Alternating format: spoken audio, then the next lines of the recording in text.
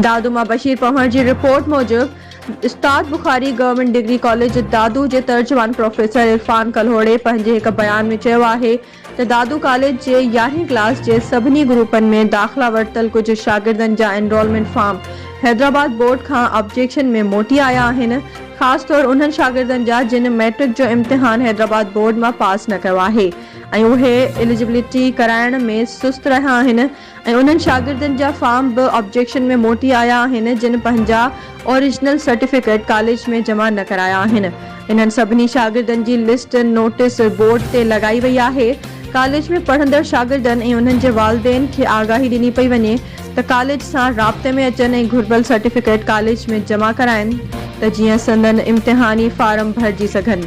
जॾहिं त 12हीं क्लास जा शागिर्द पंहिंजे 11हीं क्लास जूं सिल्पूं कॉलेज मां खणी सघनि था। कॉलेज ईंदड़ शागिर्द ऐं उन्हनि जा वालिदेन मास्क लाज़मी इस्तेमालु कनि।